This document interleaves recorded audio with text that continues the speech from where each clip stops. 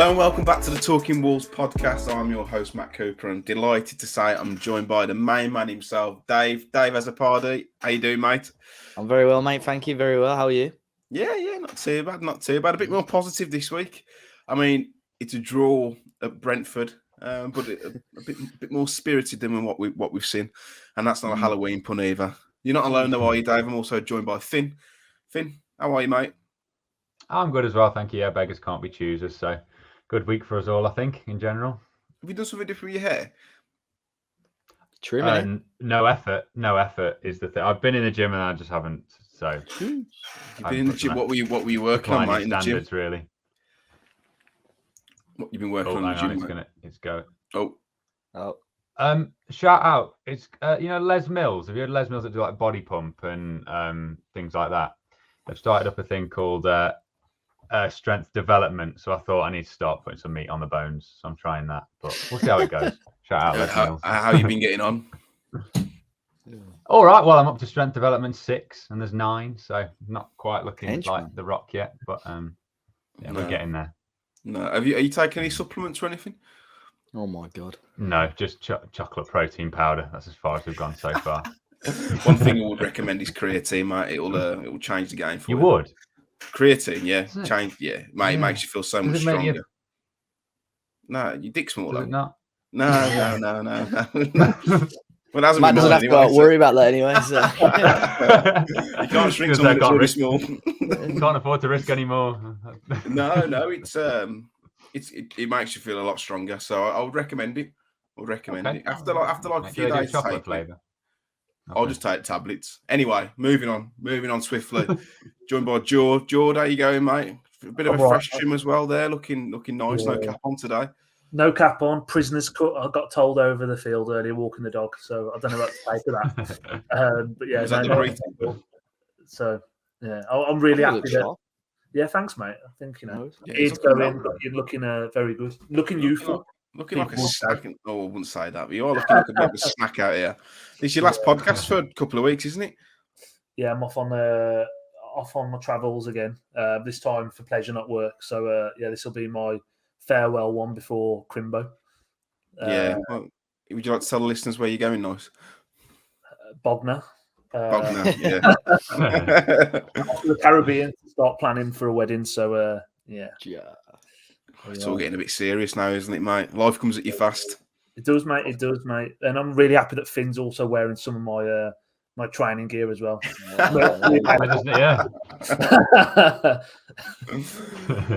For anyone who's listening on Spotify or Apple, which we do have to point out, Finn is wearing I believe it's Nike Jordan. No, it's for Jordan. I went to sign it soon. Jordan Russell, that is. Yeah, Jordan Russell. Yeah. The store line. We'll be in the Wolfsburg store very soon with a spooky Halloween 25% discount for all you listeners out there. I mean, all this spooky stuff I've seen on Twitter and LinkedIn this week it's wank, isn't it? There's no other word for it. Like, these aren't spooky deals. It's 15% off. I need to grow up a little bit. Have you been doing the McDonald's one? Sorry, I don't really eat McDonald's, mate. Yeah, this is counteracting my gym talk, but they were doing this thing where like you could either take a like guaranteed discount, you could do like trick or eat. And I went for the trick every time, and it was just 5% off every time. So I got tricked 7 days. I got 20% off Mackey's today. Oh, lucky you! Well, I got 5 every day. Yeah, not that I bought one every day. I just went on to see what I'd get. You know what I mean? What? How did you get 20% off, Dave? I don't know really about it. I think it was off that Monopoly, though. To be fair. No. Has anyone ever won big on the Monopoly? It's all a scam, mate. It's all a marketing, isn't it? I even tried. I went into it. Sorry, we'll talk Wolves in a bit, everyone. No, it's all right. This is more important. When England played last, it was like the middle of Monopoly. So we watched that in a pub in Stafford and then went to McDonald's, the one in the high street. And there was a lot of like tipsy people. This is like 10:30, 11. And everyone just left their Monopoly stickers everywhere. Oh, yes. So I just hoovered them up. And I think I won this is probably a good 50 stickers. And I won 3 meal. Like I got brown, like the 2 brown ones, and that was a free meal. So if you do have enough, then you fed the family. But I didn't. Yeah, exactly. But I didn't win any 100 grands or Nintendo Switches this time. But we go again. What's the big 2? Park Lane and the other. What's the other one? Mayfair. But there's only 2 Mayfairs in circulation. No, well, I've got a Park Lane. If anyone's got Mayfair, if they fancy every time, man. We'll split it. Anyone got the Mayfair? We'll split it, bro. There's millions of them every time. Oh, dearie me. Well, I think that's enough McDonald's talk. There are other fast food outlets out there. And we may talk a little bit towards the end about other more important stuff than football, but we'll be looking back at the Brentford game from last Saturday. We'll be previewing Wolves versus Brentford on Saturday. We'll be looking at our BetMate teams, and then we'll be taking your questions, and then maybe above all else at the end. But Dave, we'll start with you, mate. Brentford on Saturday. What were your overarching thoughts coming away from that game? Were you happy? Were you content? Were you disappointed? Yeah, satisfied, I think. I think it was just important that we didn't lose again. I'm not saying it was positive after the game or on social media, but I think everyone was sort of in the same boat. I think we know it was an improved performance on the game against Leicester. I mean, it couldn't get much worse than that, could it?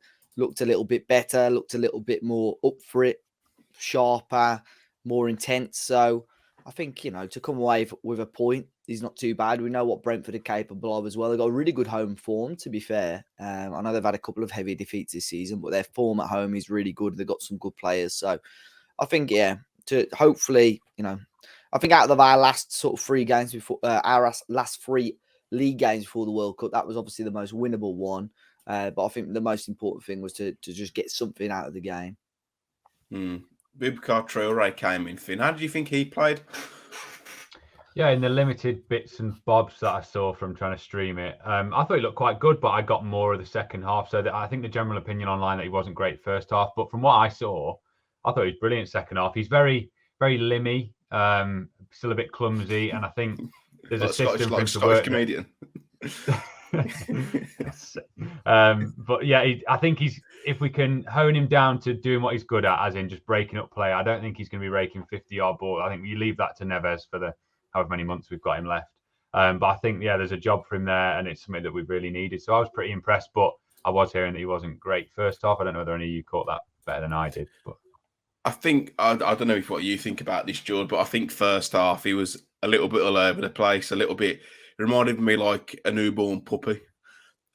Just like sees a ball and runs towards it, would give the ball away and then would like chase it up the field and leave massive gaps.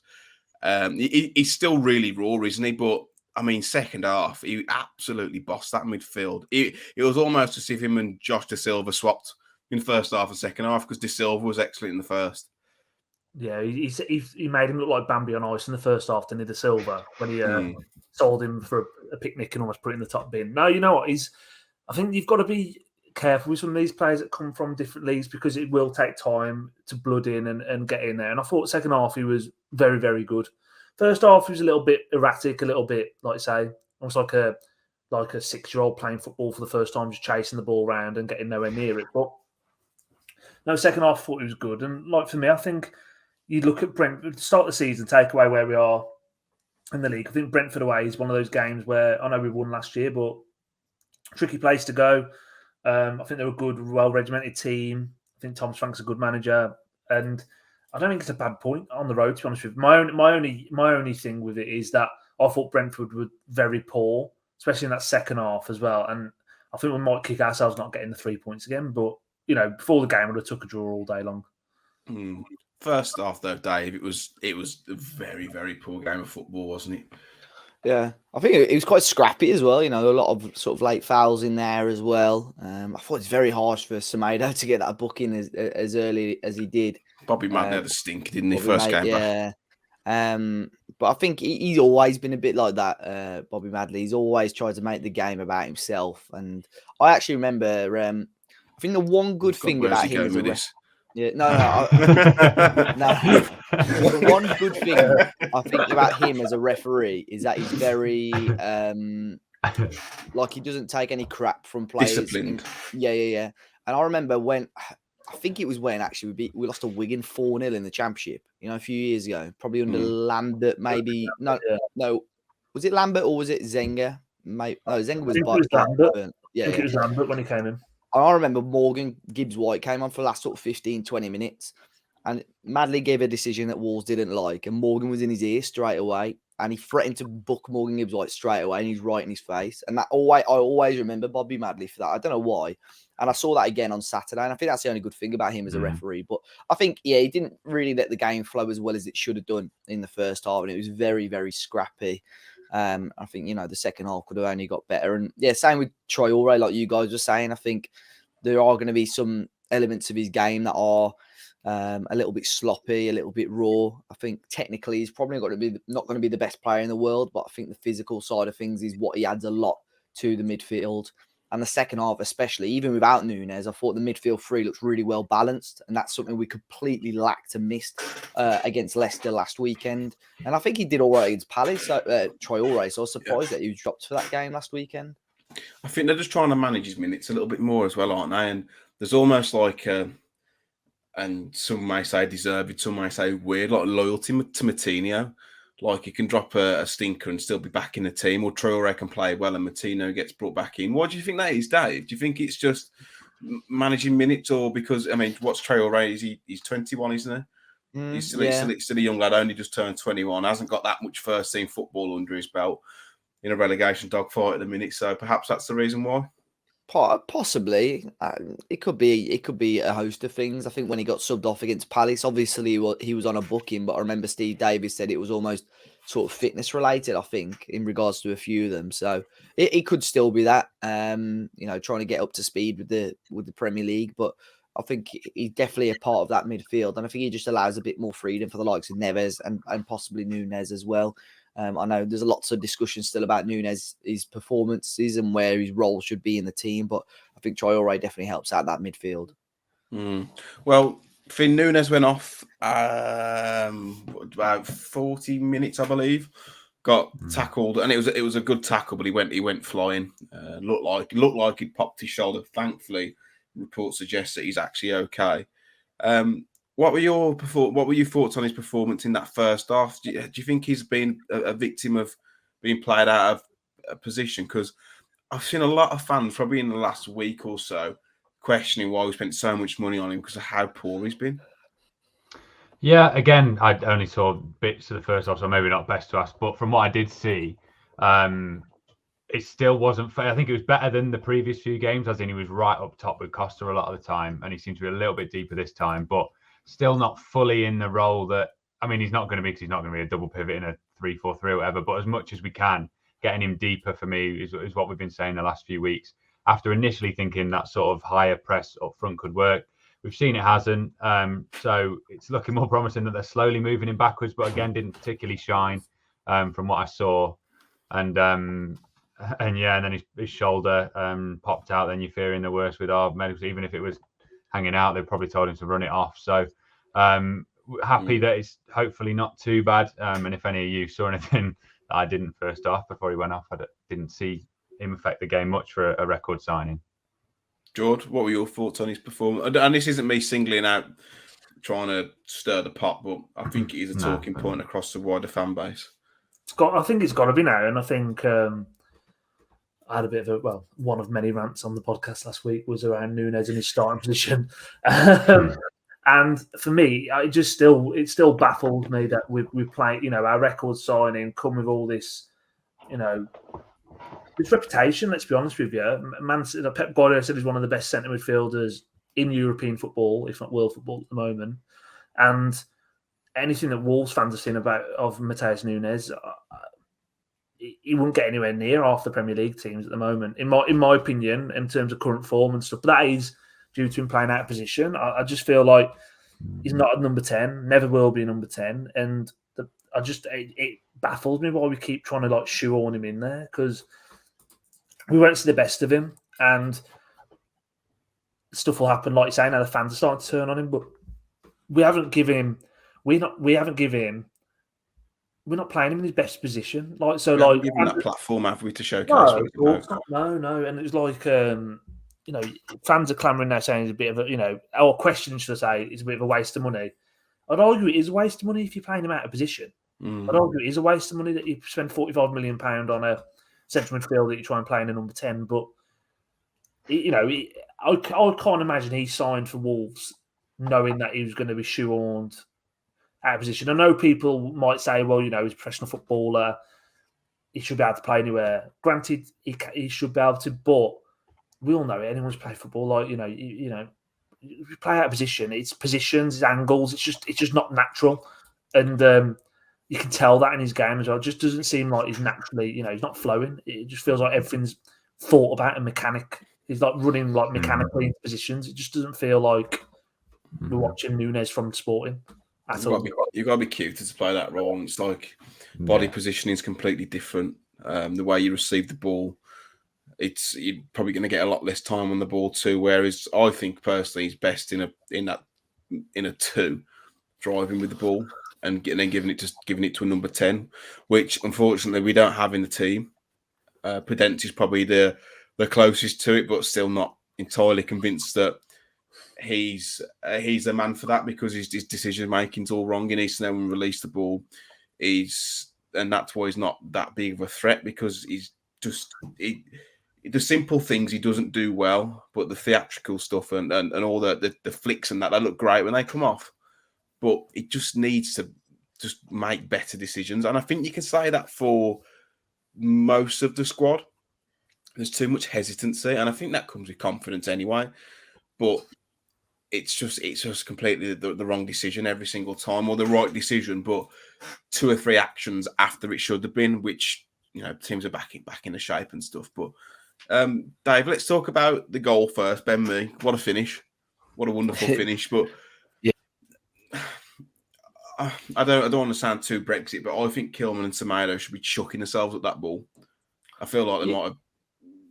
I think they'll be. I think the team as a whole will be disappointed with the defending. I think he was allowed a little bit too much time to obviously pull off the acrobatics, let's say. But yeah, for a centre half to be pulling off a finish like that, you can't take much away from that. But Wolves have got to be defending it better. And when you're struggling, the last thing you want to be doing is conceding from set pieces as well. You want to be at least organised, So that was frustrating to see. But yeah, to be fair to Ben Mee, a top finish. I'm surprised more clubs didn't go for him, to be fair, when Burnley went down. Was he on a free as well? Yeah. Because a lot of people talk about Tarkowski, but I think Ben Mee's equally as decent as him. They're big Tarks, yeah. Big Tarksy boy.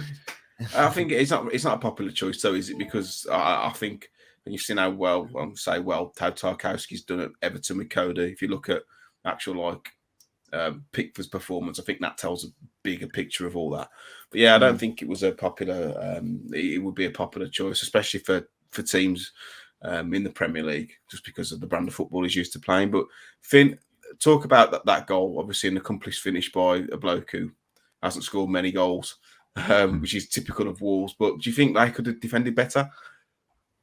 Yeah, it would have hurt a lot less if that was Tony or something, wasn't it? It was just the fact that it was a bicycle kick from Ben Mee, or half bicycle kick, hurt more. We've been done on a clearly practiced set piece. They had the 3v2, didn't they, from the very start of it? So you sort of were worried straight away. I don't know whether you can afford to drag that many men out to cover.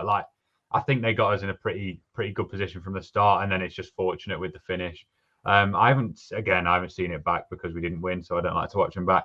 But I don't know who was in the position to throw themselves at it. But yeah, if you're saying there's people got to die, got to die for it. So because you're going to get a free kick. If it's a high foot, you're going to get a free kick. Yeah, good put. Yeah, exactly. Yeah. But I don't know. I'd like to think that if it was someone like Collins there, maybe they would have chucked themselves at it. You mentioned Tony there, Finn. He was a player that I think we all highlighted on the last podcast, someone in a rich vein of form, potentially looking to get on the plane to Qatar. I thought that Collins and Kilman, Jord, did an absolute number on him. And I thought for large parts of the game, especially Collins, they were excellent. Yeah, I think they kept him quiet. And, you know my feelings about Nathan Collins anyway. As a player. And again, he's another one that has been coming for stick, and I still don't get it personally. But we kept him quiet, and he's in form. He's likely to go to the World Cup. Whether or not he'll even step foot on the pitch at the World Cup. He's in a rich vein of form. I think he's a good player. We all know that, and we'd absolutely love an Ivan Toney up front for Wolves. We could have had him, mate. We could have had him. We could have had him years ago. Could could have had him. We could have had Callum Wilson. There's a few we could have had. And yeah, it's one of those things, and it's I thought on the whole we defended pretty well, and yeah, like I say, Collins, Kilman, I thought they were solid in all truth, and I think that going back to what you were saying about the Ben Mee goal, it's hindsight's a wonderful thing, isn't it? With Kilman it's only probably half a step here or there, but sometimes you've just got to put your hand up to that. It's just it's a good finish, isn't it? Let's be honest with you. And I feel like we defended, like Finn said, it was 3-on-2. I think we defended that bit quite well as well. It's just one of those things. It was just that Ben Mee kicks thin air if we've won 3 on the bounce. It's just one of those things that it would have to score a bicycle scorpion kick against Wolves, wouldn't it? It's just one of those things. But it's a good point in it. Again, like I said, it's a good goal, but it's a good point, and Ruben rescued it for us. I think you could even argue as well, those almost second phases of set pieces are potentially harder to defend against than the first phase, just because of you haven't got a clear sight of the ball. There's a lot of moving parts, players out of positions, which is why I don't necessarily mind the short corners if they're executed properly, which we haven't been able to do since I've been in nappies, it feels like. Which was last week. But Dave, when that goal goes in, I think I even tweeted, well, we know that's the game, set and match. Feared the worst, didn't you? Think the last time Wolves managed to come back from being, it was 2 goals down against Aston Villa, come back and win a game, was in Aston Villa, I believe, this time last year, a few weeks ago last year. Did you fear the worst? Yeah. Well, as soon as that goal went in, you know what? Actually, it was a bit of an awkward timing because I was at work till 4:00, so I watched the first half at work, and I was sort of in the car on the way home. As I turned the radio on, as I turned the radio on, it was David Raya's punch in the air, and I thought, oh, flipping heck, Brentford, have we scored here? And Ben Mee's volleyed it in. I thought he scored an own goal. It's 1-0 Brentford. I was like, for fuck's sake. What was Riley punching the air? No, I thought he was angry, I was listening to BBC WN, the dulcet tones of Steve Herman and Ryan Lester. And yeah, as I pulled up at home is when Neves scored the goal. And you know what? Someone said Neves scored. That goal is literally what I would imagine the goal to be. Side of your foot, outside the area, nice little bit of curl to it. So when I saw it, when I got back in, watched the last 40 minutes of the game, really, really pleased. And obviously good work by Traore, sort of kept it in down on the byline. Semedo knocks it on. I think it's Traore as well. Boubacar got a little dummy to it as well. Yeah. Lovely goal. I thought it was a dummy because I was like, that's a really good bit of play. And I've watched it back and it's almost like Neves just screamed at him, leave it. And he's Troy's a bit like, huh? Huh? And trying to shield the ball. I don't think it's a dummy. Yeah. But it was just nice, Dave, to see a bit of fight straight away after conceding. As we've seen so many times. We obviously conceded first a lot in recent times. You can see the players' attitude and demeanor drops. But to have an instant reply, I think it's showing that bit of character, and it would be Neves who scored. It was not going to be anyone else. Well, the longer the game goes on, as well, without scoring a goal, Brentford's defensive line is going to get deeper and deeper. They're going to frustrate us a bit more, time waste a bit more, and against a deep defensive line, we're not going to score a goal. So it was important that we got that just to give us. I know we didn't get all 3 points, but to give us half a chance of doing that, I think we had to sort of get a goal as quick as we could, and you couldn't pick out a much better goal than that. Finn, you could see how much it meant to Neves when he was wheeling away. I know on commentary they said, I don't think he's blinked once during that celebration. It sound like Yadar, but he's the one who gets it, isn't he? He's just one. He's Wolves through and through, and he's probably going to go in potentially January or definitely end of the summer. But you can just see how much this is killing him. Yeah, enjoy it while we can, but long-haired, angry Neves is made me question my sexuality. He was, it's a sight. You can see it in his face, and even the interview after as well. It's never going to be one. If he does go, then you wish him the best, don't you? He's not throwing the towel in or anything like that. He's stayed arguably 3 years too long. So like we're honoured to have had him this long. So yeah, if he does go, maybe 1 or 2 more bangers for old time's sake. Then again, he might only have 2 more games. No, there's a few before Christmas, after Christmas, isn't there? 3. So 3 left. Yeah, so yeah, maybe 1 or 2 more goals for old time's sake, and then wave him off onto that plane. But yeah, not ready for it yet. No, I'm not ready for it either. Definitely not. What were your thoughts on it, Jord? Nice to see a bit of fight back. Yeah, it was. Normally we fold like the suit from George, don't we? Like it's just like we go 1 down and we go 3 down. No, it was good. Like I say, he took the goal well. I think it helped how quickly we actually scored after they, like Dave sort of alluded to, that defensive block would have got lower and lower. And I mean, Diego Costa ain't running behind anyone, is he? Let's be honest with you. So it just would have been one of those frustrating 1-0 defeats. So no, look, he took his goal well. You know, you can tell it. You know, the club means a lot to him, and like I say, he does get it, which is going to make it even more difficult for when he does go, whether that be January, whether that be the summer. He owes us nothing, does he? Let's be honest with you. He owes us nothing. Goes without blessing. I just hope we get a decent price for him, because the rumours are like £25 million and all this sort of stuff at the minute just stink for me. But time will tell anyway. We'll see what happens. It does stink, but you got to look at the contract situation as well, haven't you? If he doesn't sign a new deal, he's only got, say, at the end of the summer, he's got 1 year left. I don't think you're going to get more than £30 million, if that. Yeah, it's one of those things, isn't it? I think if you look at it, like and I know there's English accent, but Calvin Phillips went to Man City for what, 45, 50, was it? Mm-hmm. It's like you can't tell me Calvin Phillips is a better footballer than Ruben Neves. You know what I mean? And the contract situation was very similar when at the time that Phillips went to City. I just feel like we need to be. I think we should be getting north of 35. To be honest with you, still, even if we went in the summer, but maybe we are a bit biased and it will go on the cheap. But you can just tell though. Like, and I've got mates who support various clubs around the country, and they always say like. And it's not just because of his goals. It's like you can just tell he's just a cut above anyone we've got.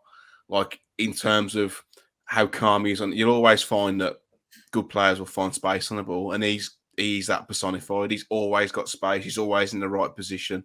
Defensively, he's excellent. I think that's a part of his game that really goes under the radar. Passing ability. The only thing he lacks is mobility, but I think he makes up for that with his defensive positioning. So. It's going to be a difficult one to replace, and he's not irreplaceable. But it all depends whether you put the faith in the club to find an adequate replacement. I think after the last year or so, the last 2 or 3 years, so in fact, I'll suggest not. But before we move on to preview the Brighton game, Dave, Diego Costa, what is he doing? What on earth is he doing? Not a clue. It's just pure stupidity, man. Like the thing is, he had an all right game as well. Second half, he created a couple of half chances. There was one at 1-1 as well, where he just turned a pace past Ben Mee and forced a really decent save from Raya. And you know what? It would have been interesting if obviously he'd scored the goal at the death when Ben Mee was on the floor. I think he had the header that went wide as well.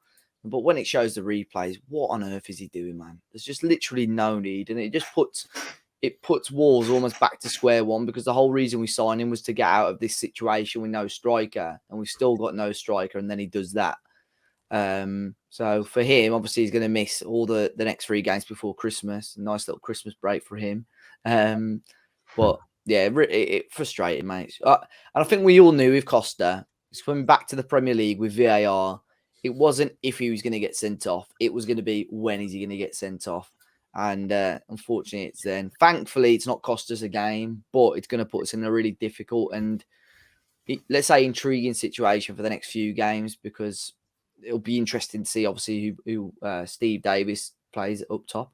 Like, big opportunity for the likes of Wang, even Gedge, Chem Campbell. Even Jimenez. If Jimenez dramatically comes back, we don't know what's going on with him, unless Finn's got some He's never going to play for Wolves again. I'm pretty... and I don't know anything, but that's the feeling I'm getting. It will come on to it because someone's asked a question about it, but it stinks. It absolutely stinks. Finn, have you heard anything? No, but the new Mexico kit comes out next week, and I'm like, is it worth getting? Is he going to play again? You know, that really sets. Oh, he'll play. He'll be at the World Cup. For Mexico, mate. Oh yeah, I know, but I just mean, like, I'm not going to buy loads of Mexico stuff. I don't know. Although I did try a mezcal last week in unrelated news, so that's horrendous.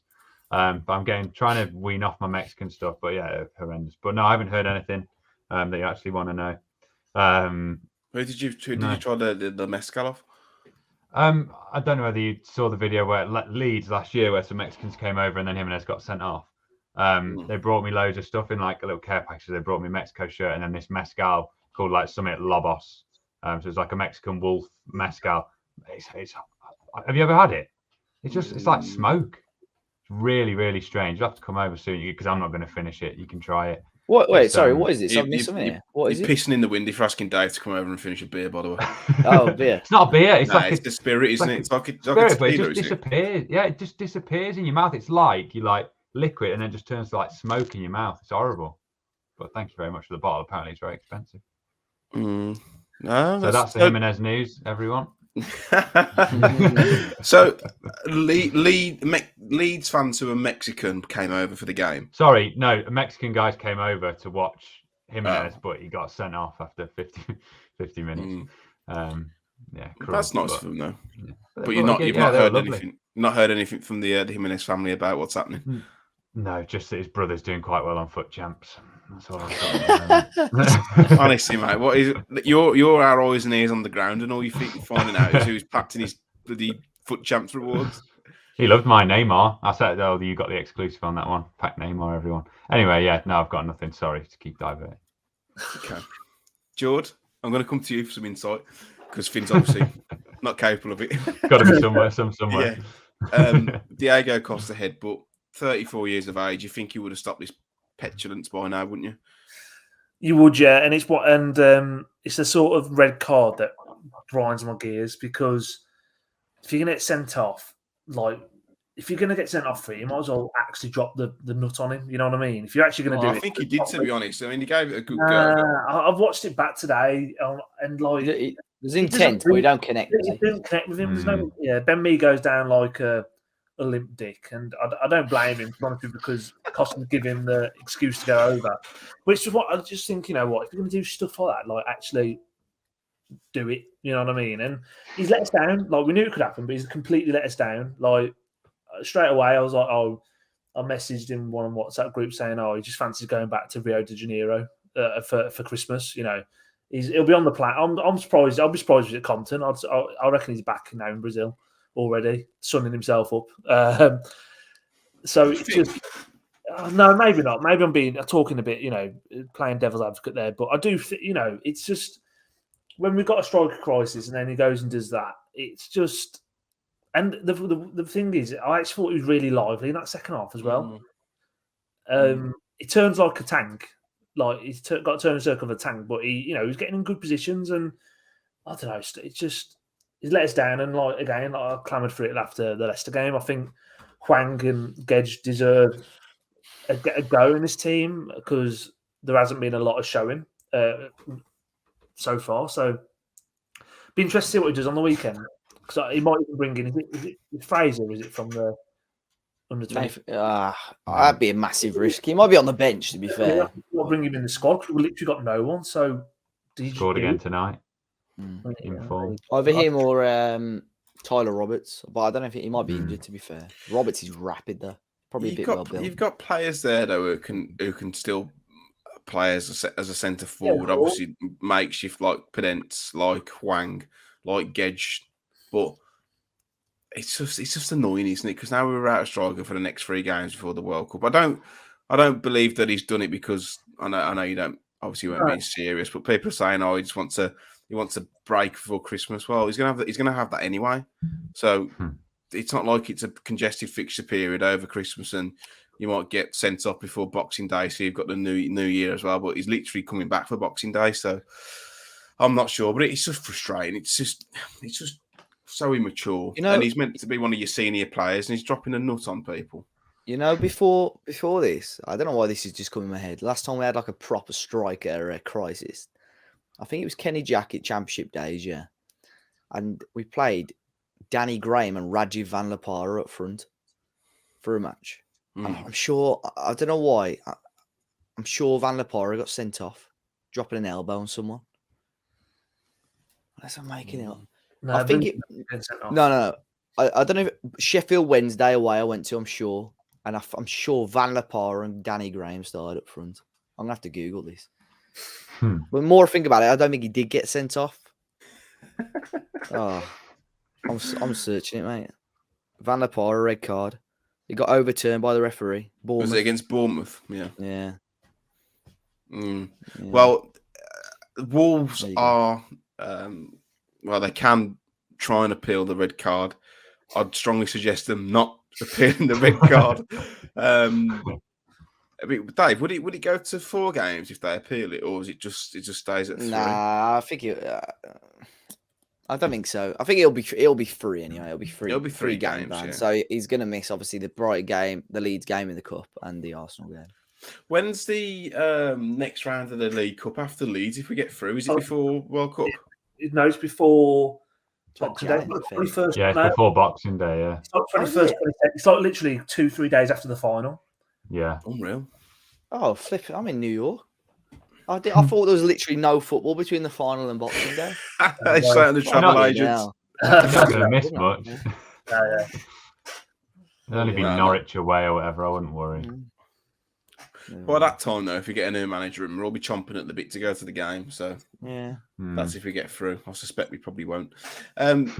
Just before we move on to the Brighton game, as you all would have known if you listened to last week's podcast on BetMate, none of us selected a single Wolves player. And I think that may be one of the reasons why we all missed out. Jord missed out on winning £1.50 by half a point, so unlucky there, mate. But a dismal effort from all of us. But Jord, I understand you may have had a bit of a win in midweek. He's back. He's got his mojo. I've got my mojo. Yeah, absolutely. Yeah, it never leaves you, mate. It never leaves you. So for the Fulham Everton game, actually let's go back. Sorry, Monday Night Football, West Ham Bournemouth. Whilst we're recording the podcast, yeah, come second. Got £115.50. Bash. I had Kurt Zuma and the suit check, and then the cat kicker. And then even Saturday, I come 11th in Fulham Everton. I've got £11.50. So I'm on a bit of form at the minute. Just rolling in. Love the guys at BetMate. They love me as well. Bit of passive income for you, mate. Yeah, I might retire soon. To be fair, you're nearly at the age, so perfect. You set yourself up for that one. I know. Yeah, it's going well. I just need to win one of these Wolves ones. I don't think I've cashed in any of the Wolves ones yet. So, yeah, I think a win's coming soon. You know what that may be? It may be because you're thinking too emotionally. Whereas when you're picking other teams, you're thinking rationally, where your emotions get involved when you're Captain Hugo Bueno. Yeah, but you think that was a stroke of genius, to be fair. Almost. It's always been that like bias clouds your judgment because I put Wolves players in, and then the one time we don't, they've done all right. Like I think Semedo did well on like interceptions, tackles. So what we should do is actually like next time it's just a Wolves versus whoever pot. All of us put the other team on because it's a win-win situation. Then Wolves win, we're all happy. If the other team win, we win money. So yeah, I've got a mate who does that. If ever he's an Everton fan, he will put like £30 on the other team winning and then cover the draw. And he's like, well, if Everton win, I'm happy. I know I've lost money, but it's like my weekend cannot be ruined. So maybe some food for thought. But Dave, Saturday, Wolves versus Brighton. Brighton, a real tough team. Obviously lost the manager in Graham Potter, but have made an adequate replacement. Who'd have thought that, eh? Take note, Wolves. Beat Chelsea 4-1 at the weekend, but before that hadn't won a game in 5. Potentially the win against Chelsea is a bit of an anomaly. Players fired up because Potter's left, but can Wolves get a result here? Well, if the team we know and the quality of the player that we know Wolves have got actually turn up, there's no, we can get a result. Was it last season when they smashed us at Molineux? Was it 4? Finn, I went with you that game, didn't I? Yeah, was it? I think was it 3 or 4? It could have been 4. I think. Yeah. It was whatever it was. I know we got battered by them. So they're one of those teams, Brighton. I think this season they've really stepped it up. Even before Potter left, they started the season really well. I caught a couple of their games. I think they played on a Sunday against Leicester and were just phenomenal. But yeah, they're really got the team ticking so quick on the counter, getting the ball forward, and they've got some good players. I think Trossard's having a really solid season. Pascal Gross in terms of getting goals as well. So it's going to be a difficult game for sure for Wolves. I think we can get a result. I think again, if we can come away with this with a point, I think that'd be great. All three, that would be phenomenal because we put ourselves in a really decent position of possibly sneaking out the bottom three before the World Cup. Yeah, they have stepped. I know, like you said, in the last 5 they've only won 1, but they do look like a team who they were always known as the XG Kings, weren't they? Without actually scoring goals, and it looked like they still haven't got a proper number 9, really, have they? Welbeck, respect, yeah. that guy Wells. Should we go to the World Cup? Apparently, yeah, maybe he's a fan. But you've got players like Trossard, who before wasn't prolific, but this season Finn has been just that. Like Dave said, Pascal Gross as well from midfield, coming up with goals. It's going to be a real tough test. But do you think Wolves can do it? Yeah, before the weekend, I was actually looking at this one quite confidently. I saw a quote from the new manager saying it was something about, at Sassuolo I had players that knew how to score, because I think he had like Skamaka that's now at West Ham, Berardi, and the other geezer, Monaco. Yeah. And did they have Raspadori as well that's doing well? But anyway, but he said at Brighton, I don't have that. So it felt like, they're going back to, as you say, like the XG Kings not finishing. Felt I could slightly relate to them, and maybe we'd like get lucky if we can finish one and maybe they can't for once, maybe role reversal in a Wolves game. But yeah, they look brilliant at the weekend. I caught them on Match of the Day because they were first on. And I mean, it was albeit 2 own goals that you could say it was fortunate, and you say, with them feeling like getting revenge, and like Cucurella had a stinker. So the reverse can happen. Maybe it'll be a bit more of a normal setting. It'll give us hope at the weekend. But yeah, I've just checked, Dave. It was 3. Proper did us that game, and I don't think the manager's changed too much in terms of tactics and formation. So yeah, I was feeling confident, but they did look very sharp at the weekend. I think I'll probably take a draw again, but sooner or later we're going to have to start getting a few wins. Especially with Arsenal lose. He's Arsenal last game before the World Cup, isn't it? Yeah. You saw what they did to relegation candidates at the weekend. Absolutely torn to pieces after Forest's inspired performance to get Liverpool came crashing back down to earth. But yeah, Trossard on 7 goals. He's the fifth leading goal scorer in the league. But Ivan Toney's 4th. We managed to keep him quiet. Mitrovic 3rd. He managed to keep him quiet. And Haaland top, who we didn't quite manage to keep quiet.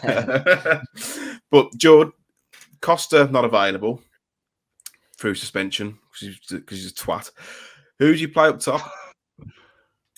I think I said it just. I'd play Hwang and Gedge off him.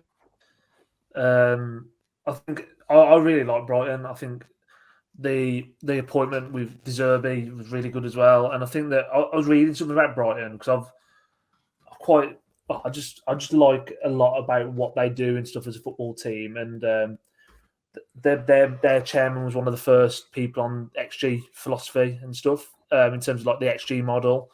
But what I read an article about what he came out with in the Athletic a few weeks ago. It said when they hired Potter, they already had a short list of 3 or 4 managers to succeed him.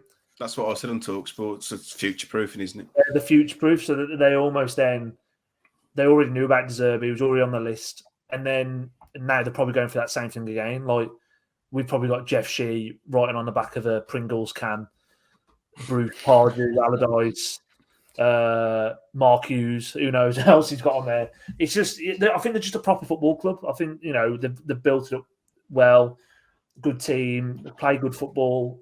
It's going to be a difficult game, but they do lack goals or that natural goal scorer. And Welbeck hasn't scored a goal all season. I think he was injured on the weekend. And Solmore played. They've got this Undavin who I don't think they rate at all. So he scored a lot of goals last season, though, didn't he? Is he the lad who was on loan in Germany? Yeah. No, Belgium. Belgium, sorry. But I don't think he's German, though, isn't he?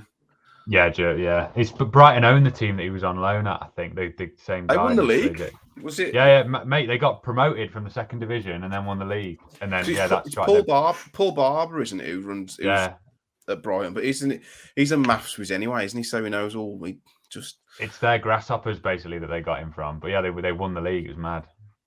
Yeah, so it's like I say that they've got their own problems with scoring goals up front. But I just think the best way to try and play them is we've got Hwang, we've got Gedge, you've got Podence, you've got Adama.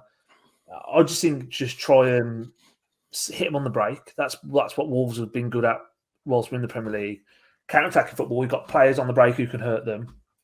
And there's going to be times in this game on the weekend where they're going to hurt us in terms of possession, and they're a good team. So I think you've got to sort of sit in a little bit and pick your moments. And there's no reason why we can't get a result against them at all. I just think, like I say, you need to lay traps and take some chances for a change. That'll be a nice thing to see. Dave, they've got two giants at the back in Webster and Dunk, so perhaps it may not be the game for a big lump like Costa up front.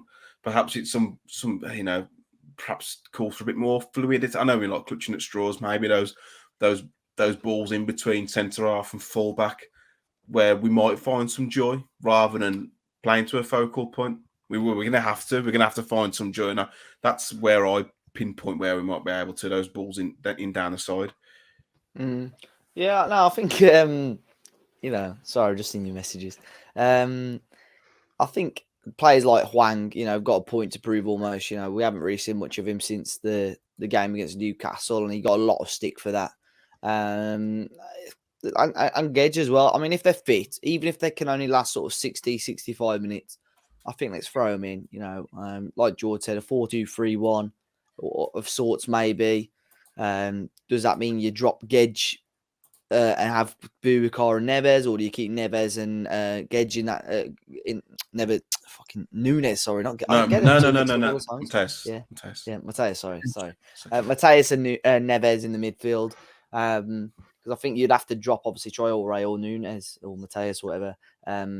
If you're going with a 4-2-3-1, so I think there's an opportunity there for somebody. Be really interesting to see what happens though.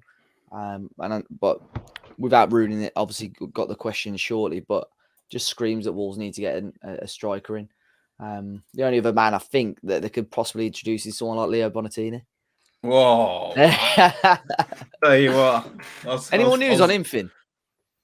No, it's not. I haven't got like an inside track to Bonatini. That was just one thing I heard, but. Yeah, you forget he's still around. He didn't go anywhere, did he? He don't even train though, does he? With the car, what is he doing with his life?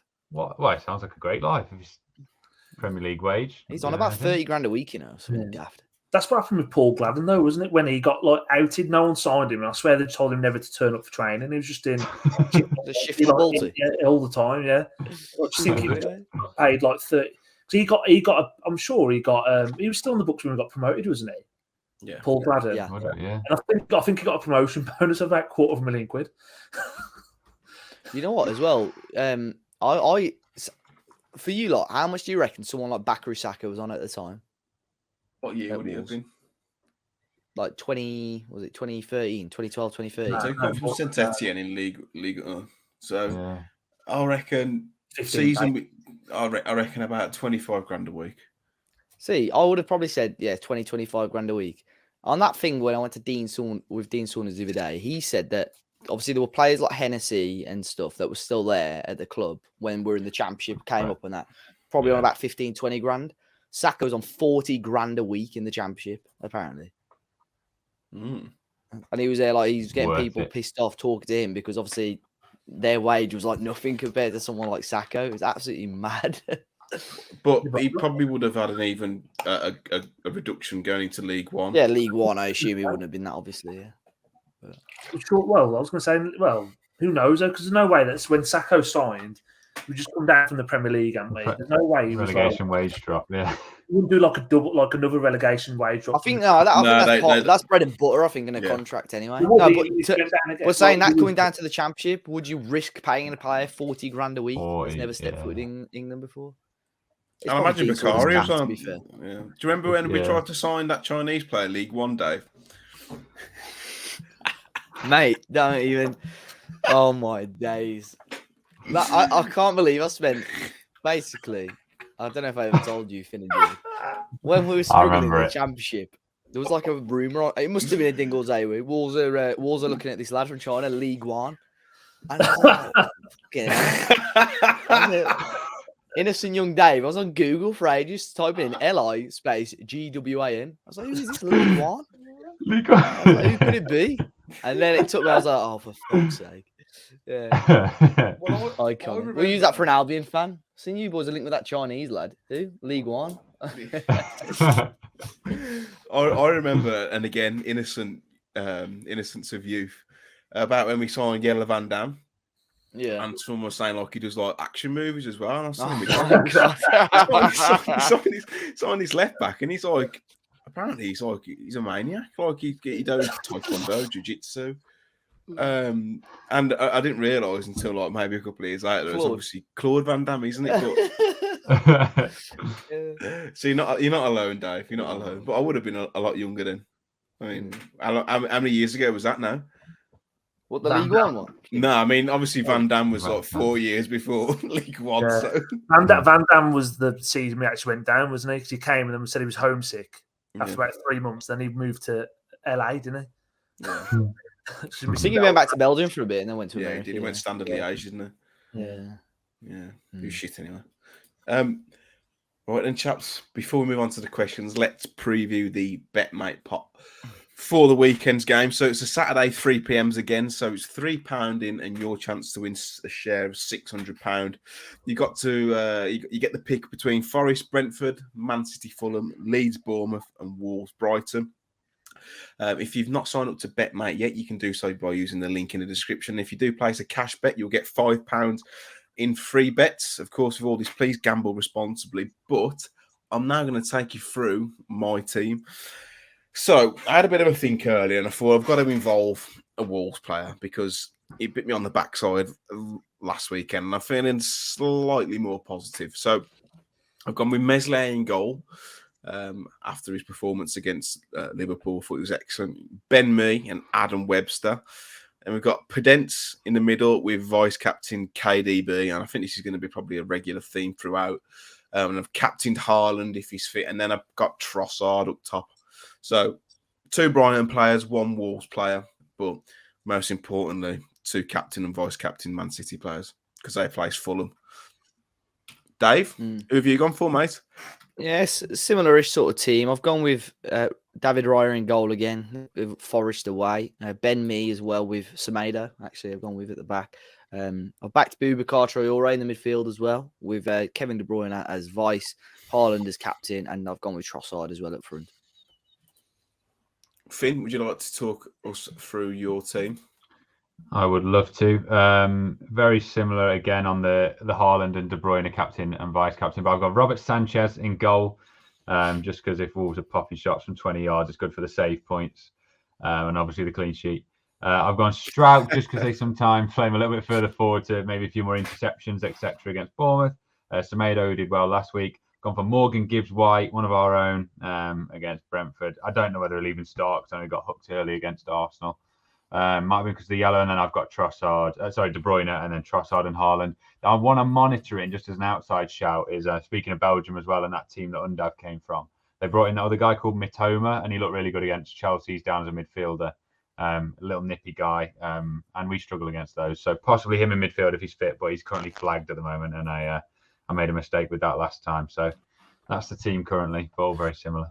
What's the theory around Gibbs-White? Raw passion. No. Yeah, literally just, as I said, our bias is cloudy thing. Who are they even play? It's Brentford, isn't Brentford, it? Sauce and vibes. I was like, oh, there's Gibbs-White. Oh, he's on set pieces. Give him a go. Like, he's not the pick at all. But then again, if no one else has him and he does something, differentials, boys. That's the way to the money. But God, I bet his missus was fuming about him being hooked at Arsenal. If anyone's seen a TikTok, all she does is get like abuse in the comments now from Forest fans. Does she? All it is like, how about you tell Morgan to put the ball in the fucking net? Oh no! But all the TikToks are like, and you know what? I don't have a problem with it whatsoever. You know, it's their life. She does what she does, but it's about like me and Morgan have gone gone to London and we've got these nice hotel. Like, but it's like everything is very lavish, and I mean, I don't care. Like, each to their own. Like, you paid a lot of money, you enjoy it, but a lot of football fans just, especially when if the winning games are not arse, but obviously it's Forest with Steve Cooper in charge and whatnot, they're not doing too well. One of them. The comments are just like, "How about you tell fucking Morgan to get out the hot tub and put the ball in there?" One of the TikToks. To be fair, that's why I've put him in. I've come up with a reason. She did that thing where it was like picky boyfriend challenge or whatever, and it was like foods, and it was, "Oh, would you eat this?" And you know what I'm like? He was so similar to me on the stuff he would and wouldn't eat. So I'll support him in that way as well. But yeah, there's one on a TikTok. It was like no sauces. I was like, good lad. What a bloke. Oh, yeah, it's Stafford, eh? Weird in Stafford, though. Yeah, she gets a lot of stick, bless her. But she does reply to some, which just adds fuel to the fire, doesn't it? But slightly off tangent, but an important point. She needs someone to talk to. She can drop me a DM. I sat next to her in Nando's about 2 weeks ago. What did you say anything to her? Well, no, I didn't. I thought it'd be awkward on it because we were right. It wasn't even one where you're on different seats. We were literally on the same, like, you know, when they have like not a sofa, whatever you call it. Wagamamas or something. No, like as in, what do you even call it? Like a seat where it goes. Booth. So you've got like a chair one side and then like a cushiony bit the other side. You know what I mean? But it went all the way along, so it was like directly next to her. And then the next time I was in Nando's for Morgan Gibbs-White and Phil Foden in Stafford Nando's. Phil Foden, and you didn't speak to him. No, they were walking out, so I was like, I didn't even check, and I know one of the people then. They're like Phil Foden, and also Dwight Gale, who's just bought a house in Stafford. God, I'm just Stoke, isn't it? Random, but yeah, he's just bought a house near me. Go on, Stoke. Jord, would you like to talk us through your team? I haven't picked Morgan right. I'll tell you that for free. So I've gone with Melier in goal.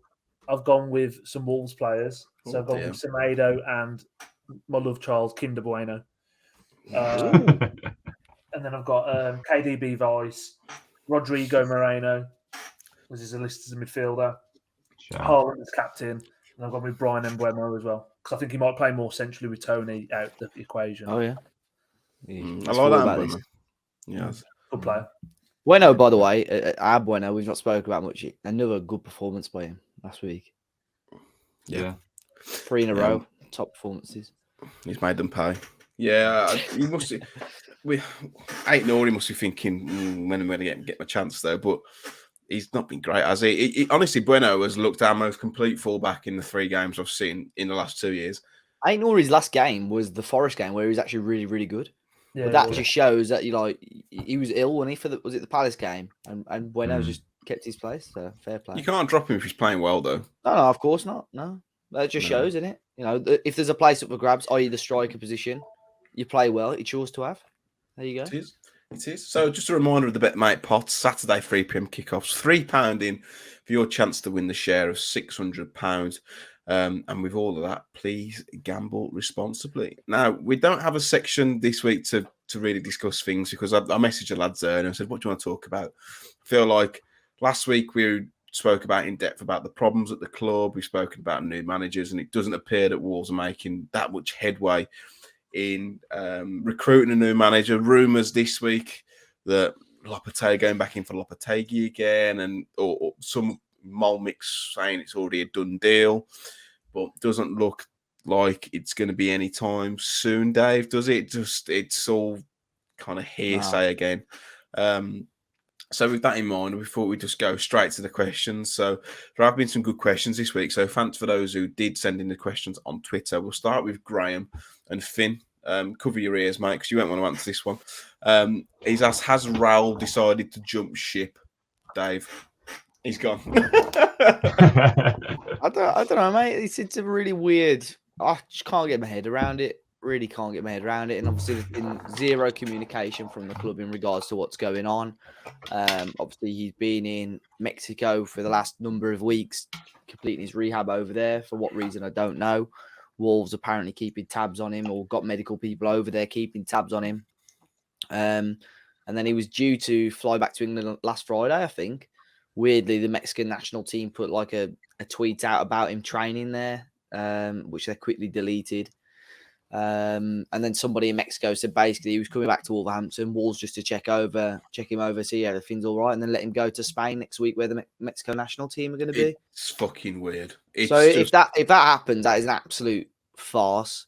Because he should be, if he's fit and okay, he should be with Wolves until after the Arsenal game. You know what's quite telling about all this, though, and it almost confirms what we're fearing, that we're now getting report, because we were said first it was a groin, then it was something chronic, then it was something else, then it was no return date in the near future. Now all of a sudden it looks like he might be fit for the World Cup. I mean, if this is Wolves doing another favour, like Cody, we let him go as a favour because of his loyalty to the club, and so he's got a chance to play in the World Cup. If this is Wolves, because to be fair, it's probably going to be Jimenez's last World Cup. If this is Wolves at the start of the season, Jimenez saying, look, I'm struggling a little bit, I just want to be fit for the World Cup. If this is Wolves saying, right, have a prolonged break, go do whatever you want to make sure you're fit, that's bullshit. I don't care. Obviously, it's nice to see loyalty in football, but when, as a club, you're struggling, you shouldn't be doing handouts to players. Mate, last time I checked the front of the Billy Wright, it said Wolverhampton Wanderers, not above the door, not fucking UNICEF. Yeah. Not a red cross, not a big red cross under the. We're not a charity. We're in a relegation fight, and you could argue that he's been poor anyway. But Jord, it's a weird one, isn't that tweet from the Mexico national team being swiftly deleted? Steve Davies coming out and says he's not actually spoke to him. It's all a bit weird. And I know he's been posting about promotional material on his Instagram, but it doesn't really bother me. But the whole look just stinks. Yeah, stinks. I think that's the only way to say it. I think until we get any clarity on the situation from the club or Raul himself, it does stink. I mean, again, I've quite vocally said how poor I think he's been for a while now, and there's every reason for that, but we're not in a position to be doing favours for anyone, like Dave said there. Like, he's obviously seems to be doing some warm weather training. He's checked in at Compton, then he's going out to Girona. You know, he'll play every minute, every game for Mexico in that World Cup, and then he'll come back, and then I don't know.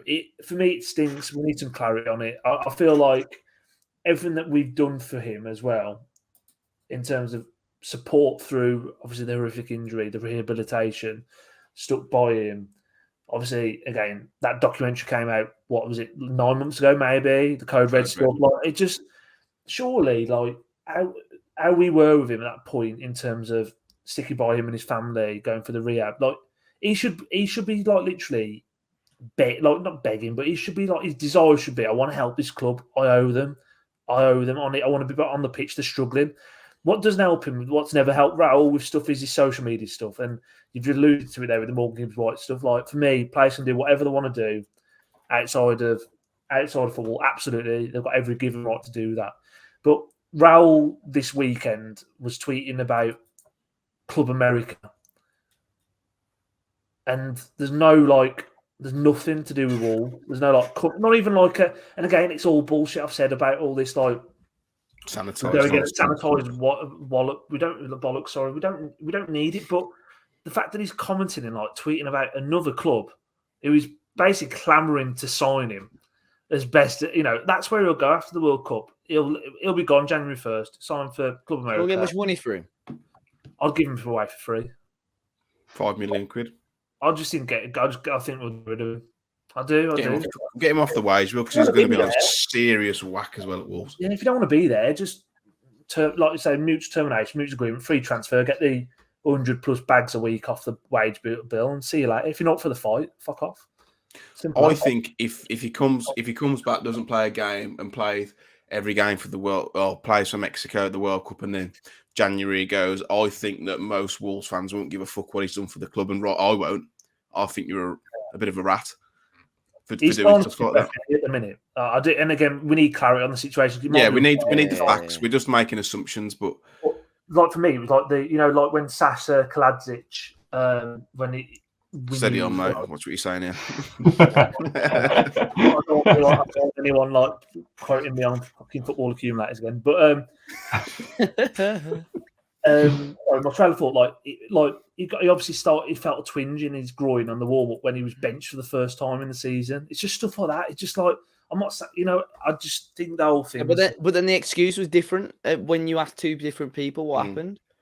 Exactly. What was it? What did Bruno say? Chronic fatigue. Chronic fatigue, yeah, which is and then the next time his groin had gone. Yeah, and now it's something else. Someone did mention about mentally as well. Didn't someone say like something about mental health, well-being as well? Like I saw something about that now, and it's like, well, he's had about 6 injuries in 4 weeks. He hasn't kicked the ball. Like, so what actually is going on? That's what it is. Just some clarity. He could genuinely. If he's out on the grass training with Mexico, though. Yeah, he's not fit enough to be on the bench, is he? Surely. It's going to be telling come the Mexican squad in his if he's starting for them, you know what's going to happen. He's not going to kick a ball for us. We'll go to the World Cup, and then there's rumours already, Dave, isn't there, about Club America wanting to sign him? Yeah, I think that the people at the top there are trying to push to sign him. I don't know what will happen. I don't think Wolves will let him go free. I think they'll demand a bit of money. I think he's worth a bit of money, but it will just be a little bit frustrating that we've been without a striker and been struggling for the last 2 months, and then he gets, he's the first time on the team sheet for Mexico. That'll be what's frustrating. I think it'll be a kick in the bollocks for most fans who have. He's the one player who seems immune from criticism from a lot of people, and I know because he was so good in the injury. But for me, and I'm looking at you, Finn. He seems to be the one player who seems to be immune from that criticism. Do you not think? Yeah, and just with you guys talking there, like I was thinking, if the brief story went right, he had 4.5 years at Wolves. Especially maybe a year and a half, 2 years ago, when you had like his dad twerking for Man United and like all those stuff like that. Yeah. If you'd have said, right, you get 4.5 years out of him and he goes to Club America, that's the perfect story for him to go back there. But it has clouded it. And without the facts, you can't criticise yet. But it is strange. With a lot of things, people, again, footy accumulators, don't quote any of this again because we're speculating because no one knows the truth on anything at the club at the moment. And as you say, when you've got different people saying different things, there's no truth in it. So, yeah, maybe I'll wait for the facts on that one because it would take a lot. Well, even in the Mexican press, they were changing the story every other day in regards to his well-being because a few weeks ago they were saying that he's going to miss the World Cup, and then 2 days later the same outlets were saying, "Oh yeah, look, it's good news. Like Jimenez looks like he's going to be ready and fit for the World Cup." So, I genuinely don't think anybody other than the people close to Jimenez know what's going on. So how convenient. Yeah. But yeah, in terms has he jumped ship, we don't know. We're just making assumptions. Juicy Fruity has asked, realistically, how many points do you feel we can grab before the World Cup break? Obviously, we're not counting points for the Leeds game. Wolves Brighton, Wolves Arsenal. Dave, how many points? 1 point and advance into the next round of the Carabao Cup. Bash. Aim low, avoid disappointment. Yeah. Finn? 2. And what are the results going to be? No, actually, of Arsenal, they've only lost 1, haven't they? Is it 1 to United and 2? I'm backing us. Arsenal are bending us over. Jord? Okay. Yeah, they are. Trust me. I think we need 3. Personally, I think we need 3. Do we get 3? I'm not sure. I just think as well I think that, and it hasn't been there for some time now, Molyneux could be rocking for that Arsenal game. 7:45 before the World Cup break, under the lights, stuff happens. Like, I don't know what it is. I just really don't like Arsenal as a football club. I hate them. So I really hope we turn them over. Honestly, I hate them as much. It sounds bad. Albion first, but Arsenal close second. I just hate everything to do with them. The fans, I know you're a big friend with the drawings. Big Robbie, Matt, but they're all knobheads. Put my relationship with Uncle Robbie to one side, but I do tend to agree. Even most of his cronies are just. You're right, Finn. Yeah, permission, Mr. Speaker, just to make one more completely irrelevant thing. Do you think Wolves will still do all of the lights for that Arsenal game? Probably not. No. Why? See, this is because he's come out because they're anti-Semitic. Yeah, well, Bournemouth have they came out to one of his songs and they've cancelled it. And basically, I promised. Really? Yeah, because Jen wanted to see all the lights. She's never seen it, and I said, "Oh, you'll get to it at the Arsenal game." Well, that's and now something I'm for the slightly questions worried. then. For the comments, what song should replace it? But Yeah, let we us were know what thinking you out think. of lights.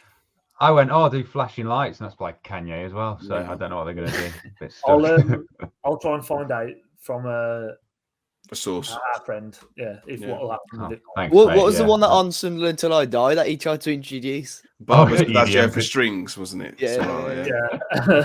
Yeah. A lot of subtitles just like our loud EDM music. EDM music intensifies. I think I need to bring the liquidator back. Oh my word. Says Steve, 52 from Bilston. Hey, big shout out for Bilston. Honestly, if they brought the liquidator back, then Molineux would become a fortress. That's my theory. Because fans would be up for it. Fans would be in before kick-off. I just don't get why he's to sing "Fuck Off West Brom." Why is it banned there? The council incites hatred. When we score, they put us 4 on the big screen with that song. Us. Yeah, we're pop it, The Tom Hawk. Bring it back. I think they should bring back the liquid. Albion can still play it. I know. Chelsea can still play it. Joke. If you want a quick win, Jeff, how to win the fans over. There you go, Jeff. There's your answer. Pay off the Richard Fletcher has asked, if you put £10,000 on it right now, which is unlikely with Finn, what 10 bets on it? Do you think Wolves will survive or go down, and justify your reasons why? Finn? Put £1 on each. Yeah, no, five grand on each. Yeah, 5 grand on each. No, I think going down it'll be Forest, Southampton, Leeds. I think we'll just scrape it 17th or 16th maybe. But yeah, I'm going to back us. But I wouldn't be confident putting that much on. I wouldn't be confident putting £1 on. Really, really unsure. But I think there's 3 just about. And I know it's a bad excuse to say there's worse teams than us, but I think just about I'm putting it on them 3 to hopefully get us out of this season. Dave, what about you, mate? Yeah, I'd back us to stay up as well. 10 grand. Make sure the managerial situation is sorted as soon as. A couple of new players in Jan will be sound. Bash. Jord? I'll put it on us going down. Oh. Boo. And I need to validate my reasoning for that is I do think there's better teams than us. I think we are better teams in the league. City are all right. Yeah, City are all right on there. Yeah, no, I think we are better than teams in the league, but I feel like we have all the recipes for a team that goes down. Can't put the ball in the back of the net. Injury crisis, managerial crisis, structural crisis. Like there's just nothing. You know what I mean? When you actually layer it out, there's just so much wrong with the club where you just think, literally, we're a bit of a shit show on the pitch and off the pitch at the minute. So if I had to put 10 grand on it now, I'd say, go down. I would also put £10,000 on Wolves going down. But my theory is that if Wolves stay up, I'm happy. If Wolves go down, I win 16 grand profit because at the minute they're 8 to 5. So that's my reasoning. By the way, I don't know if you mean £10,000 like it's your own money, because there's no way I'd be putting 10,000. Yeah, that would be silly. We need to be gamble aware. So please don't be doing daft stuff like that. We are more likely to stay up. You'd win 15 grand back if we stay up, or 16 if we, as in like returns of 15 or. So I'm looking on Sky. We're 2 to 1 on. An extra 5. Sorry, to get 15 back. I'm thinking about that Skrilla. Charlie has asked, seen the likes of Bueno, Campbell and Hodge all succeed in breaking through into the first team. Is there anyone else you'll think will or would like to see specifically do the same? You know what? My knowledge on the under 21s now, 3s. Same thing, yeah. Didn't they change it this it's season? Ones, Yeah, thanks, Jord. Sorry. Isn't great, but Dave, I know you. That's sounding weird. Quite follow the youth. Yeah. Probably not the best position. I think the best players from that setup have already sort of broken in. I think he's mentioned obviously Bueno, Campbell, Hodge. Harvey Griffiths, who's the midfielder, tends to play next to Hodge, isn't bad. He gets on the score sheet, quite a well-built midfielder. He might be sort of in and around the first team. Other than that, I don't think any of them are. I'm not going to say not good enough because I think we've seen how quickly those other ones have grown, but probably not quite ready as of yet. I know a lot of people mentioned Lembakisa. He was in an FA Cup squad, I think, earlier this season. He's a decent player. Reminds me of a little bit. I think his play style is quite very quick, but probably sort of a little bit like Boubacar, a bit like Bambi on ice. Reminds me a lot of Iorfa when I watch him play sometimes as well. Just not quite got the. It looks a bit awkward on the ball almost, but. Yeah, I think those players that have already broken. I think Harvey Griffiths is probably the next one out of the 21s. Nice. But if we're, sorry, Matt. No, if we do need a number 10 to be able to move Nunes back, Connor Ronan, anyone? He scored a great goal tonight, by the way. Yeah, he has scored a banger. Yeah, I saw that. Surprised he's not had more minutes. Has he had any minutes? Hasn't had any, I don't think. Yeah, give him a go. I think Steve Davies, so he's going to try and promote the youth for as long as he's in the job. I feel like it's probably, he feels he has to, which is fair enough, as long as he keeps us up. Pav has asked, if Lopetegui is not an option, here are 5 potential names. Leonardo Jardim, Nuno, Abel Ferrer, Vitor Pereira, and Sean Dyche. Who would... Bit of a difference. Yeah. Is it Jack Maria voice? Yeah. Who would you pick out of those 5? I said to you, Dave, didn't I? I think it was last week or the week before. Like, could they not go and get Abel Ferreira from Palmeiras?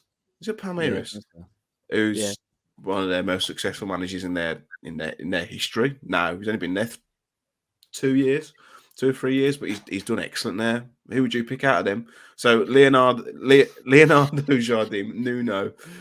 Abel Ferrer, Vitor Pereira, or Sean Dyche. What a list. I think you know what you're going to get with Nuno.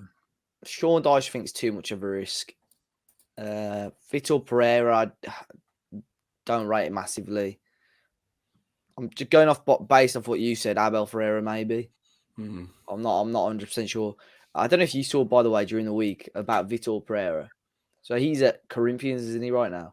Yeah, they're third, though. Yeah. So his contract expires or is due to expire, but he's in a similar-ish situation to Lopetegui, where it's his wife's mom.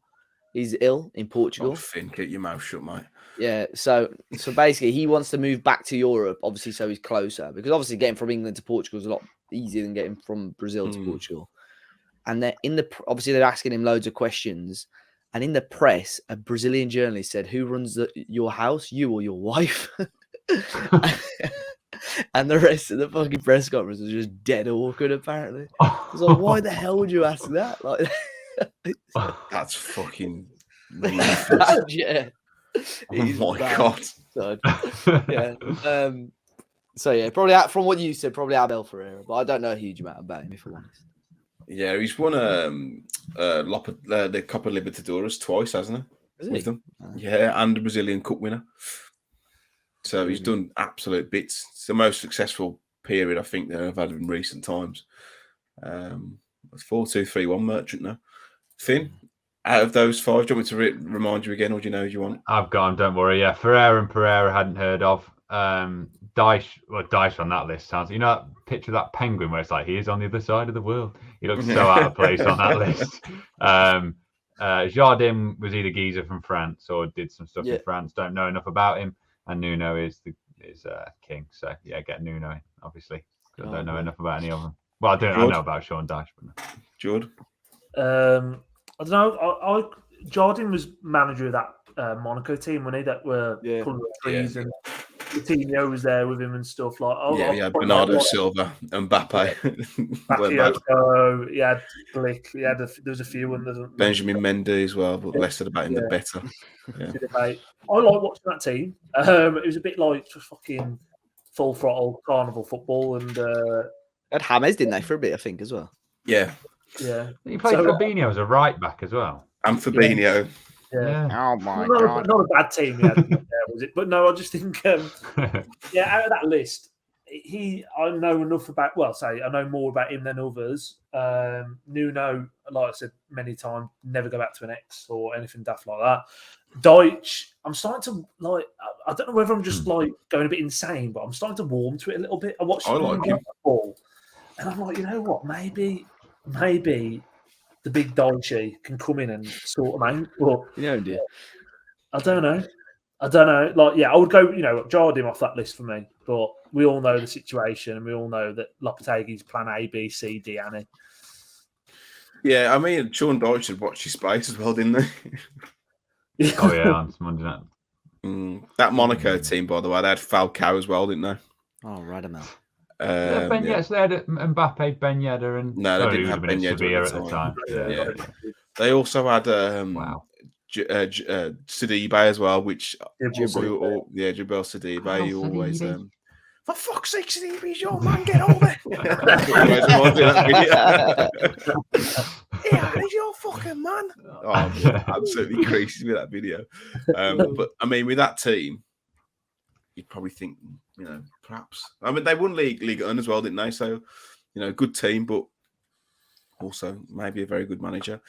On that list, Shag, Marry, Kill, Dave.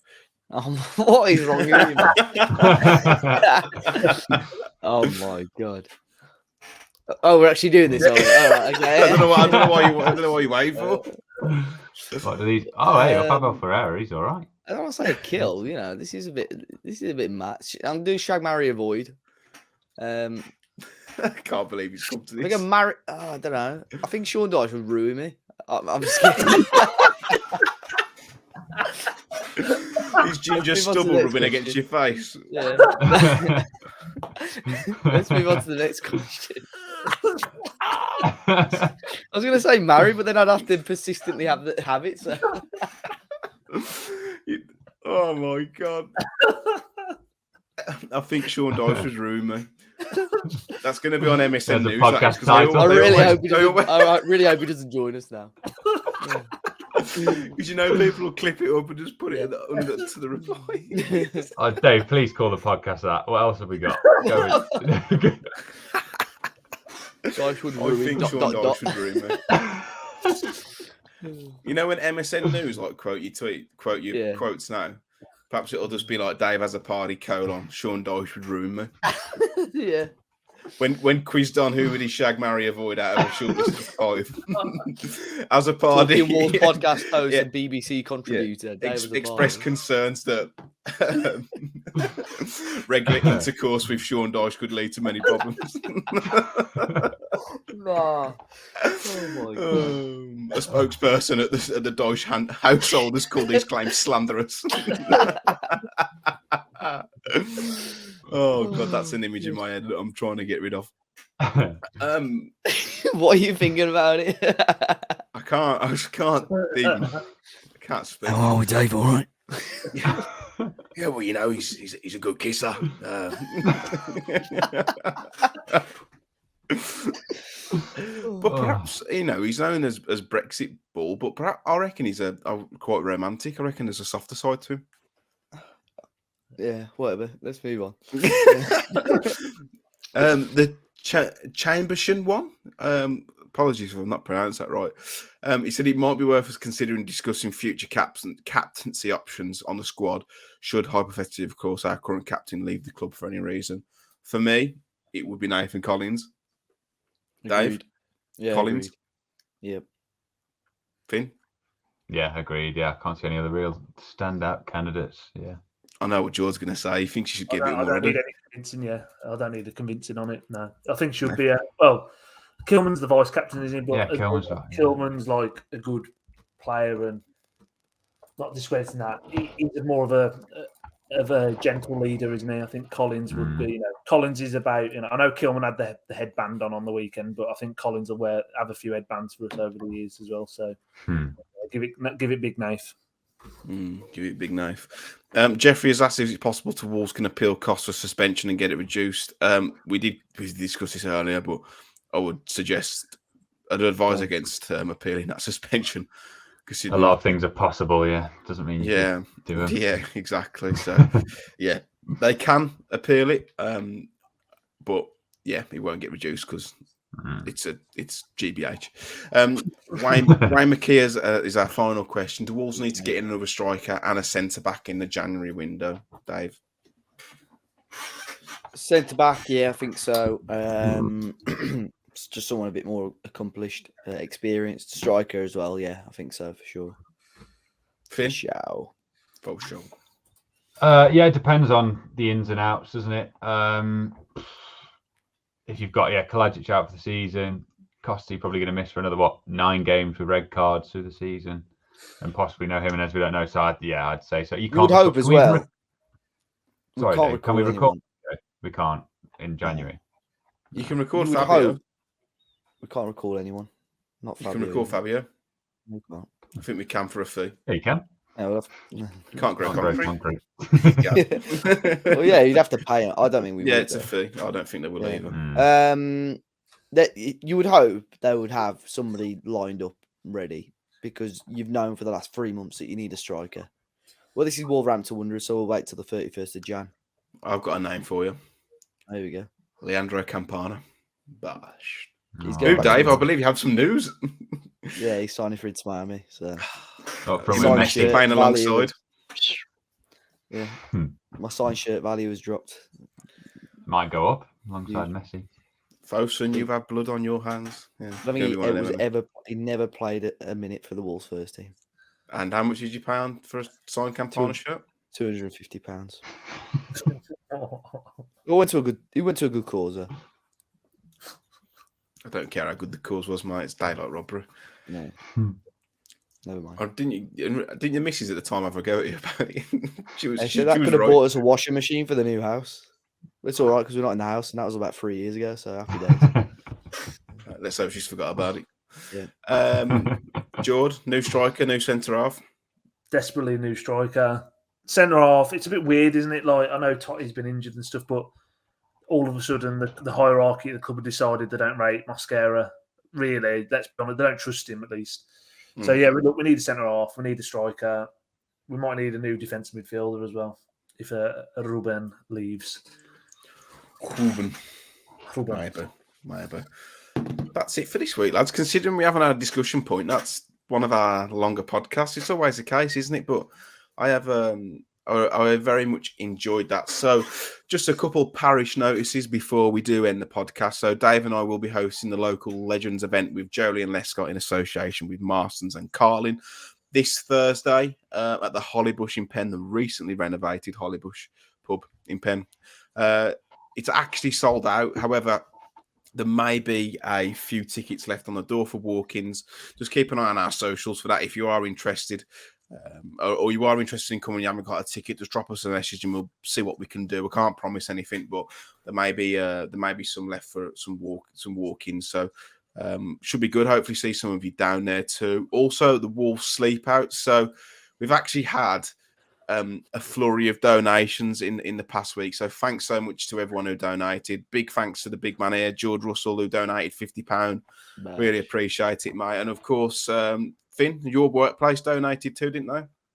Yeah, lovely tax write-off, I assume. No, but no, very, very generous. Yeah, and I need to chuck some in myself. We'll chuck some in ourselves. I'm not putting any in. Yeah. Oh, okay. No, sorry, I haven't put any in. I'm not putting any in. Fair enough. Yeah, but big thanks as well to Andrew Hadfield, who donated $50. Hayden O'Connor, £10. Liam Martin, £10. Jeffrey, £5. Joey Paul, £10. Georgia Eden, £10. Liberty, I'd imagine that's your missus, Dave. Yes, it is. £10. And Richard Davis donated £10 too. And of course, big ad away. So massive thanks to those who have donated. There's still time to donate. The sleep out is on Friday, the 18th of November. We appreciate all the support we can get. We're currently at 89% of target, so we've raised £268, and we're looking to raise £300. So if you have anything to spare, and of course I know times are tough, so we appreciate any donations. It's in association with the Wolves Foundation and the Good Shepherd, and you can do so by clicking the Just Giving link in the description. And again, same with the Jolie and Lescott evening. We're looking forward to seeing some of you there. So yeah, lads, been an absolute pleasure. Dave, where can people find you should they wish? Yeah, at Dave as a party on Twitter and public Instagram. Finn? Finn is FINERRZ, Instagram, Twitter, YouTube. Yeah, for any more tales of my Stafford Nando's or whatever, give me a follow over there. Jord, where can people find you? We're going to miss you, mate. It's going to feel a bit weird. Oh, yeah? Yeah, I was going to say, this is the last one before, well... We'll meet again. Don't know where, don't know so where. I think I'll find out whilst I'm on holiday if I've passed my probation via Dave and Matt anyway. So, you know, I might have to do a farewell tweet anyway. Yeah. We might have a absolute pleasure. Wish him well for the future. So Jord was 7, Twitter, Instagram, and of course, the one that everyone's got so far, the most important, the business one, the LinkedIn. LinkedIn. Yeah, I've had a couple of more Wolves connections this week. Talking Wolves page is flying. It's never seen so much activity. So you can find me at mcooperwright on Twitter and public Instagram. We've had a change of tact. We've gone public. I don't know how long for, because I've got a few skeletons in the closet that I'm trying to keep away. But I've gone public. Matt Cooper Bites on Twitter and YouTube and TikTok. But most importantly, Matt Cooper on LinkedIn, or it might be Matthew actually, but you'll find me. Just type it in. We are talking Wolves across all socials: YouTube, Twitter, Facebook, Instagram, and of course LinkedIn.